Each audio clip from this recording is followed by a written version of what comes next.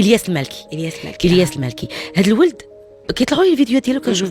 واحد النهار كنلقاه الناس مصيفط ليا مئات ديال الايام باش نشوف انه تنمر عليا في شي فيديو. يعني كيفاش يتجرأ انه يهضر عليا بحال هكا والناس جاوبوه. والله وانا كنت في مدينه الجديده ولقيت الناس كيفاش كيهضروا عليه والحالات الانسانيه اللي هو كيحتضنها والعمليات الجراحيه اللي دار للناس والشباب يعني اليافع. ملي كنقول يافع مراهقين وليدات صغار اللي متبعينه كيبغيو. فخاص الياس من هذا المنبر تنقول يخدم على راسه لانه عنده جمهور تيبغيه. وكاين شحال فرحت ملي كيجي عندك شي حد وكيقول لك غيرتي لي مساري بفكره. كيجي عندك الخاص ويقول لك انا تنامن بك وكذا ولكن قدام العالم كيتنمر عليك. شنو اللي غنتيقوا حنا؟ هذا هو السؤال. لذلك انا تنقول السوشيال ميديا خصها تقنن لان عندنا وليداتنا وعندنا مراهقين وعندنا هذا خاصنا نخافوا عليهم. وملي نحطوا شي حاجه نعرفوا بان راه عندنا متابعين الناس اللي ما عندهمش المناعه كيف ما قلت لك لا الفكريه ولا النفسيه اللي يستوعبوا داك الشيء. واخا شنو رايك في المؤثرين في لي ريزو سوسيو؟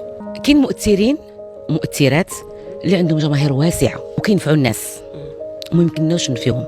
ولكن المشكله عندنا لي ريزو سوسيو كيعطيوك الحق في الكلمه. يعني اي واحد هز تليفونه يقدر يهضر في الناس. خصو يرد البال الكلمات اللي تيقول. مثلا غير مؤخرا واحد الحاله واحد الشاب انا ما متبعاش وما تنعرفوش ولكن تيطلع ليا لي فيديو ديالو. الياس المالكي هذا الولد كيطلعوا لي الفيديوهات ديالو كنشوف. واحد النهار كنلقاه الناس مصيفط ليا مئات ديال الايام باش نشوف انه تنمر عليا في شي فيديو.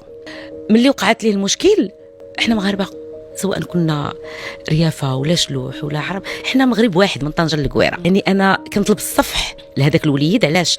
لانه فعلا انا تنمر عليا وغلط في حقي. وملي شفت الفيديو كيفاش هذا قلت انا ما كنعرفوش ولكن هو تيعرفني. يعني كيفاش يتجرأ انه يهضر عليا والناس جاوبوه. خليت الناس يجاوبوه.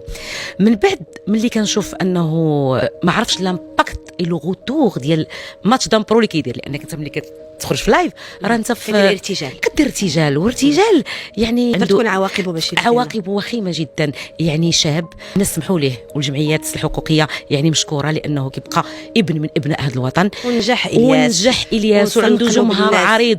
والله وانا كنت في مدينه الجديده ولقيت الناس كيفاش كيهضروا عليه والحالات الانسانيه اللي هو كيحتضنها والعمليات الجراحيه اللي دار للناس والشباب يعني اليافع.